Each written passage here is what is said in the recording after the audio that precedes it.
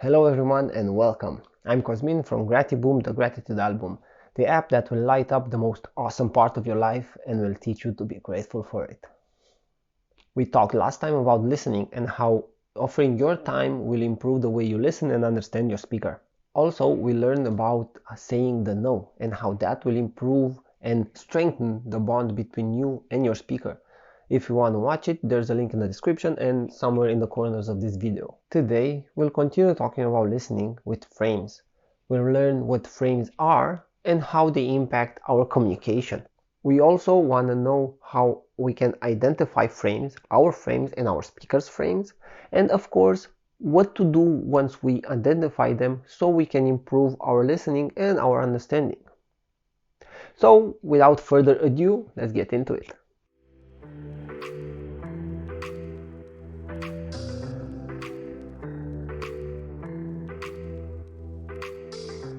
To listen and understand effectively, we need to understand our perception of reality, our frame of reference, and our speaker's perception of reality, their frame of reference. It is important not to lose focus of the purpose. The purpose in a discussion is to understand our speaker, right?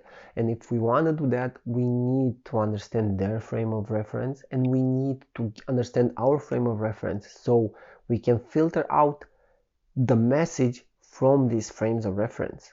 This will help us understand the speaker and make them feel understood as well. Now, I managed to split these frames of reference into 3 categories, but I want to note that this is my way of splitting them, the way that helped me.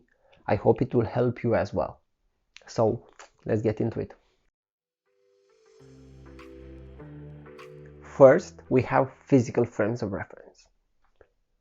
For example, my wife would see a video on the internet about domestic violence and she would come to me with a very angry and, mean voice telling me how men are awful and terrible and do terrible things. This start of conversation would put me in a very awkward situation. I would have no idea what she's talking about, right? What I would do is take a moment, listen her up, look around, see if what she's talking about is somewhere triggered by something around us, because it is clear it's not triggered about the conversation itself, right? She started with the feelings there. So if I would not find the source of her emotions, of her anger in that case, then I would ask her. It's very important to ask, what's up? Why are you saying this? Did you see something somewhere? Or try to find out the context of the situation, but without assuming the context. And this is very important. We don't want to assume what she's thinking or our speaker is thinking. We want to listen and let them tell us the context, understand the context, and then we can carry on with the conversation. So I would ask her, what's up? Where did you get all these ideas? What are you talking about, right? Trying to do that as calmly as possible. That's important as well. When she would explain to me what happens then, or what happened, then we can carry the conversation like in a normal and more constructive way, of course. The second type is the mental frame of reference. These are harder to pick up and maybe even to solve. For instance, I have a childhood friend whom came with me in the same city for college, and we were very good friends, but for some reason in the past few years he kind of stopped reaching out for me, and I tried to reach out and continue the bond and the relationship, but somehow it broke, and that got me very, very upset. And of course, like every man, right, I dealt with those feelings by hiding them beneath anger and frustration. So for a long time I actually fought with him in my head, like, why are you doing this, man? We are friends, we known each other for so long, and now you are ditching me. I felt abandoned, of course. And yeah, we came up at some point and we saw each other and started talking, but because I fought him for so long, I was angry and I went up in the discussion like we were together fighting for a few months. He was very confused, and now if I look back, it was very funny as well, because I was like, man, What are you doing here? We haven't seen each other for so long. What the hell? And he would be like, what, dude? What's happening? What are you talking about? You know, he did not know what's happening. He did not know my background and how much I thought about the situation, how my frame of reference was not starting there, but it was starting from way before. Yeah, these are weird to tackle because, first of all, you don't actually know what's happening with that person, why the speaker is reacting that way, and fixing them is very hard as well because the speaker manages to build inside of him a lot of emotions, for a long period of time sometimes, and it's very hard to deal with that. And also they mostly come out with anger, and anger is very difficult as well. You can't actually fix anger if we go about it with a lot of patience. And yeah, I know that's hard, but we need a lot of patience. As listeners, we need a lot of patience. We need to listen, let them rant out everything and release their emotion, their anger, of course. And after that has happened, they get to the sad part, with the sadness, with the real feelings, with the feeling of abandonment. For instance, in my case, I felt abandoned. And those feelings, those can be fixed somehow, We can tell them, I'm sorry, I did that. I will not. Maybe I can fix something, But until then, discussion is kind of broken. So what you do is you have patience, you listen, and this is very, very important. And I know it's also very hard. We don't actually excuse ourselves, as a listener. I don't go about and tell, yeah, but I did that and it was very hard, because in that moment the speaker is filled with emotions. They will not have the energy required to actually understand your point of view. So you need to gobble up your feelings there and your reasons of why that happened, maybe, and listen, understand the fact that their feelings are real. What they are feeling is real. Maybe not from your point of view, but from their point of view, it is real. The hurt, the pain they are feeling is real. So understand the pain, listen to them, wait patiently until they vent out everything they have to vent, and then when they are calmer and they are sad, not angry anymore, that's when we can try and talk and try and fix the situation. I know it's hard and it requires energy, but communication is hard, my friends, I know. Lastly, we have emotional frames of reference. Now, if you think about it, the other two types of frames of reference were also emotional in a sense, because they kind of triggered emotions inside of us, yeah. But this one is a bit different because the others were triggered by actions or activities or some stuff that were outside of the actual discussion itself. Now, emotional frames of reference, they are triggered by the discussions in itself. That's why I felt I would want to put them in a separate category. They're also even more difficult to handle because they are on both sides. These are frames of reference that are triggered by the listener and by the speaker as well. For example, in my childhood, I would go fishing with my father. But there was a period, a very harsh period, where the fishing actually meant our dinner, right? Or our lunch. So we would go fishing not with rods on a lake, and relaxing. No, we would go net fishing in a very nasty canal somewhere around our house. The canal was filled with bugs and all sorts of trash and bottles and snakes and critters, and it was dirty and smelly, and I hated every minute of it.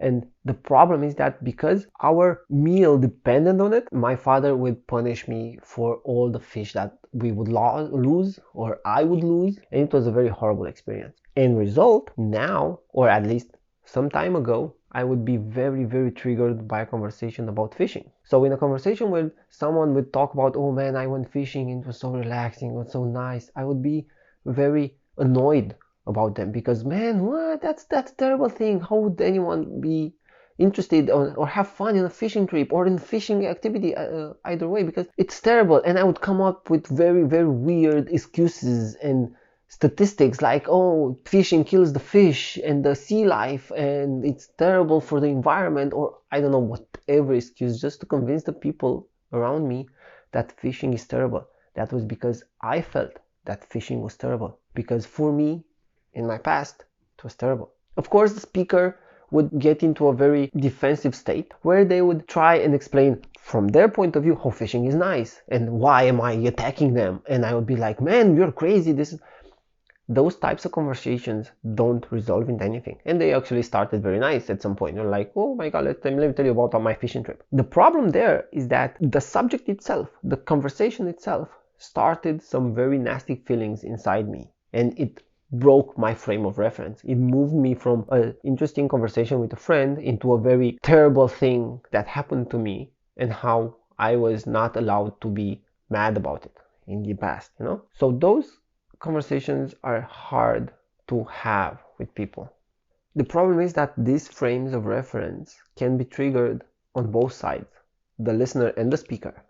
Now, in a conversation when someone tries to say something and you would end up with a response to them as a listener, you would respond to their point of view in a way that would trigger some sort of emotion, some sort of bad emotion from their past, maybe from their experience. They would go into a triggered state, a triggered frame of reference where the communication is broken. The idea is that these types of frames of reference actually break the communication. It breaks the message. It will not end up with anyone understanding or getting their message through to each other. And you do want to understand your speaker, right? And as a speaker, of course, you want to be understood, but that's another discussion. So what we can do about this? What you can do to get over your frame of reference and the speaker's frame of reference, and to better communicate and understand and listen, of course? Well, I have the perfect solution for you. The easiest thing that will work 100% of the time, and it is so easy, it like takes 1 minute from your life and from your time to actually implement, is what I will not be telling you. Communication is hard, like I said, and listening is hard, and triggers, emotional triggers are, oh my god, that's so hard as well. So it will require a lot of time and effort and energy to actually fix this. Most of the time and energy will require you to look within you and try for yourself to get over your emotions. Yeah, that's the hardest one. This is a tedious process, and it takes a lot of time and energy, of course. But there are perks to it. For instance, once you get to master this, if there is such a thing as mastering it, but in the end or in the process of doing this, you'll end up knowing yourself better, and it will help you with other scenarios of life, not only listening, because once you figure out what triggers you and what problems, what pains you have, it will help you with a lot of other things in your life. So what I'm going to present to you is not me being able to go over my triggers, oh my god, no. But I found out about some techniques and I implemented them, and I felt that they helped me. And yeah, now I'm way better as a listener than, I don't know, 2 or 3 years before. And I'm way better as a person from my point of view than 2 or 3 years before. A lot more forgiving and a lot more loving towards myself and of course towards others. The first is meditation. I'm sure you did not expect this. Yeah, nobody expects this. Oh no.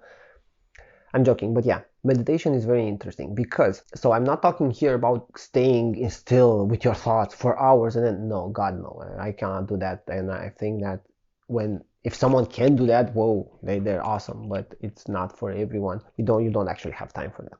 But meditation in the sense of 5-10 minutes mostly a day, and my recommendation is body scanning. There's this very interesting and easy meditation, if you want, that's called body scanning, yeah, and where you would lie down in a very relaxed position, as relaxed as possible. You would close your eyes and you would focus on your body, like chunks of it, parts of it, and you would tell your body to relax, right? You go inhale, and on the exhale you would tell it to relax. You would focus, for instance, on your fingertips, toes, sorry, and you would go like relax, but in your mind, not just telling them, right?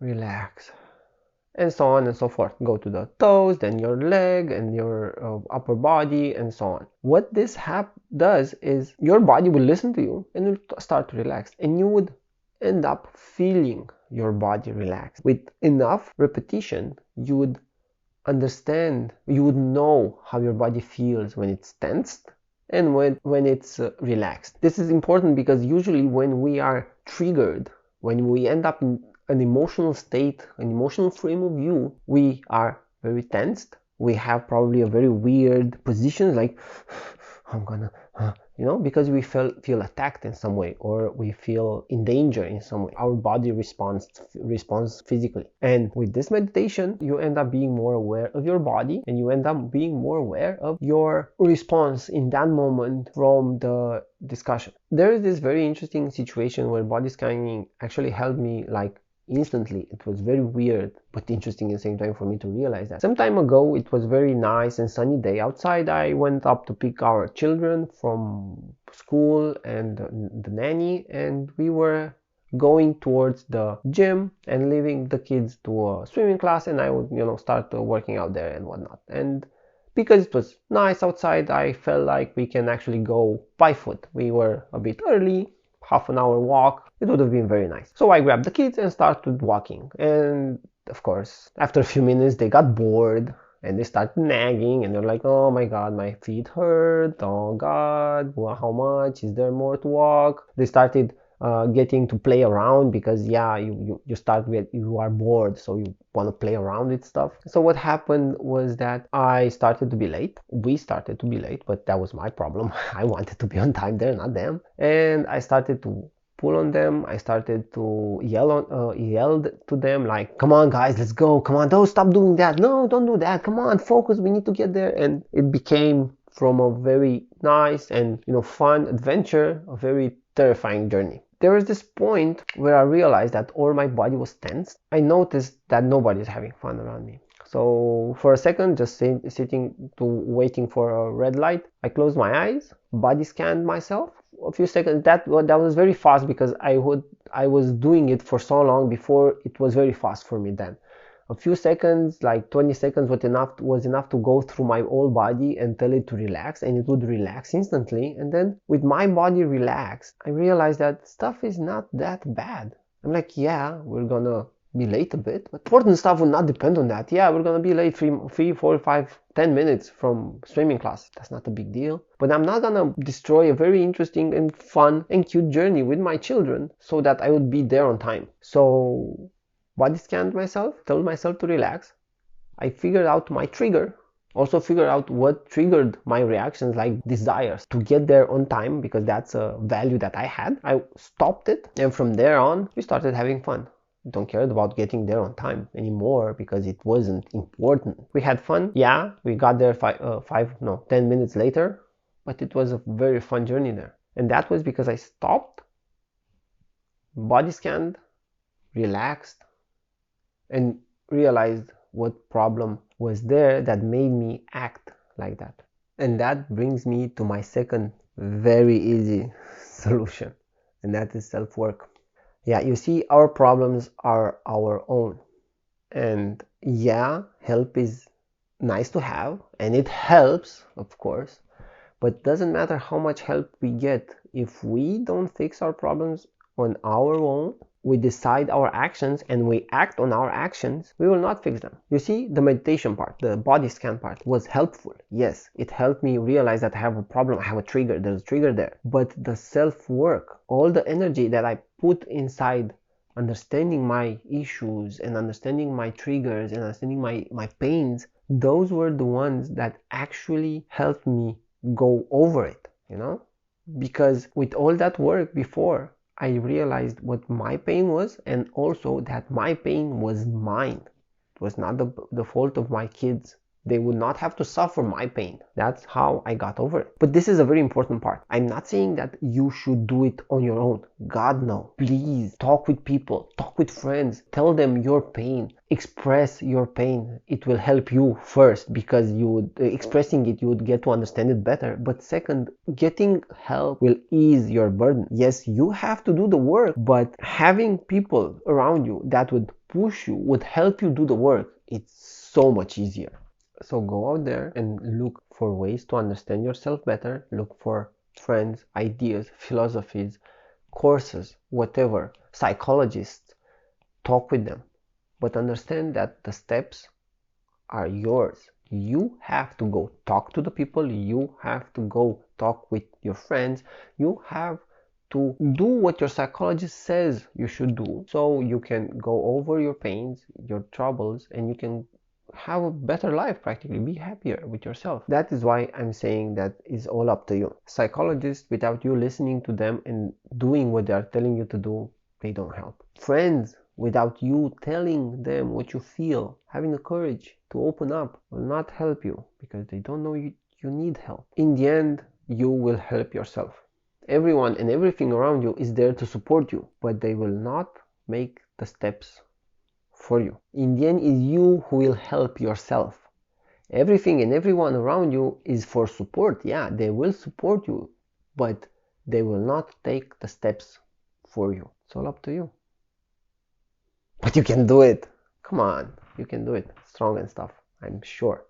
I know this is hard. I know that too well. But, and this is a very big but, you are stronger than you think. I know this is hard to believe, because all of the stuff that you were told, you think about yourself, maybe you told yourself, but you are strong, you are amazing, you are powerful, and all that will make you a better person and an amazing listener, because you will be able to understand your frames, you will have the power to go over them, you will have the patience to offer your energy, and you will listen and understand it, and people around you will love you more because of that.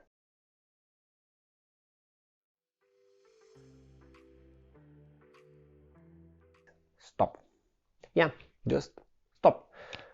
But like the saying of the no, doing of the stop, it's not that easy. What you want to do is tell your speaker as soft and as understanding as possible that now you're triggered, you cannot listen, you don't have the energy necessary, and you feel like the message is not going through and you need a break. And that's how you do the stop. It will probably not be as easy as I'm saying, because going past all your triggers and your frame of reference, then it's hard, but that's kind of how you can do it. It helps if you relax before, right? The difference between this and saying of the no is that going back to the discussion after some time might not help, because that might not be enough. While you are taking your break, look back to your discussion, look back to what your partner, your speaker said. Maybe you can, see their point of view better. In the same time, look within yourself. Maybe you can see what triggered you.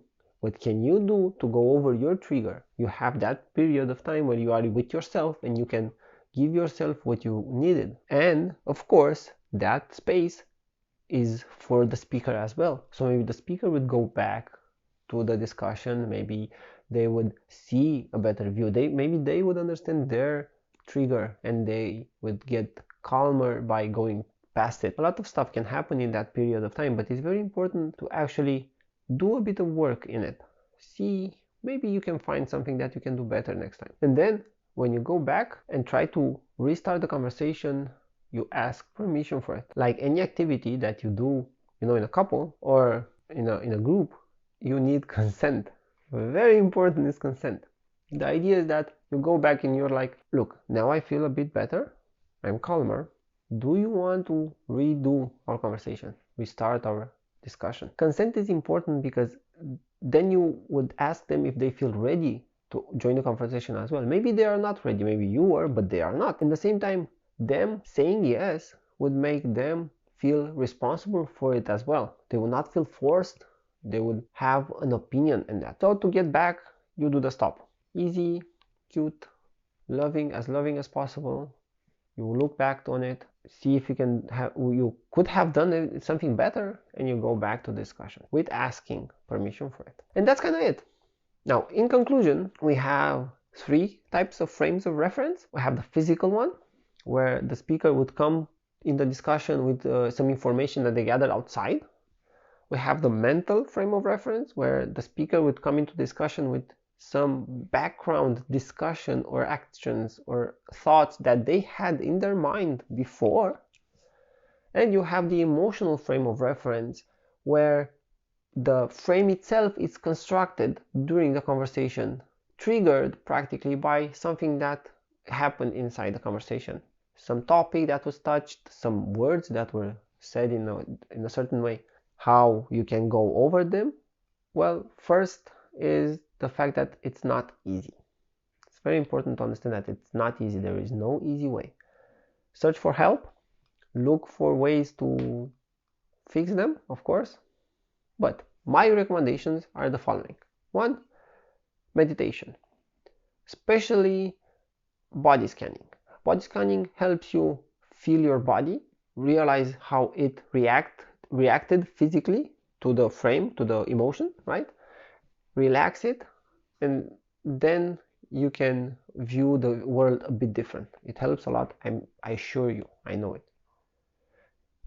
Second is self-work.